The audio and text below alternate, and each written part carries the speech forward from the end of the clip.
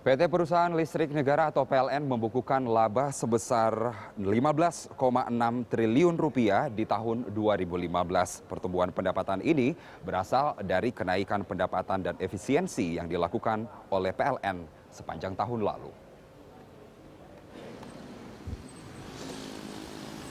PT Perusahaan Listrik Negara atau PLN membukukan laba bersih sebesar 15,6 triliun rupiah di 2015. Laba bersih yang diraih itu disumbangkan dari pendapatan penjualan tenaga listrik, kenaikan volume penjualan KWH, dan kenaikan jumlah pelanggan yang dilayani perusahaan sampai dengan akhir Desember 2015. Laba bersih PLN sepanjang tahun 2015 naik 33% dari tahun sebelumnya sebesar 11,7 triliun rupiah menjadi 15,6 triliun rupiah.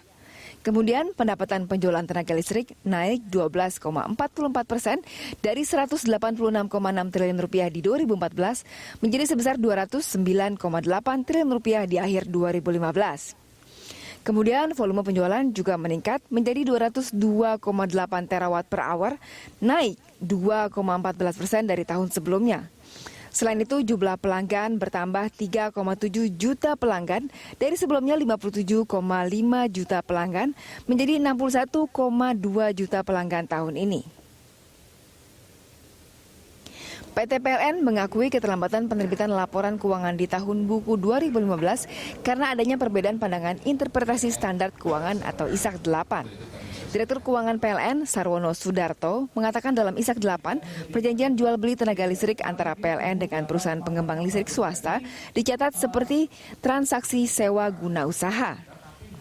Jadi laporan keterlambatan ini sebetulnya kami ada perbedaan pendapat ya dengan KAP ya, karena bahwa perjanjian IPP ya dengan PLN itu adalah kontraknya perjanjian kontrak jual beli listrik. Tetapi ada pendapat ini perjanjian sewa. Ya, kalau perjanjian sewa itu artinya bahwa semua utang-utang PLN, utang-utang IPP dibuku di PLN. Jadi ada dua utang, satu di IPP dibuku, di PLN juga dibuku.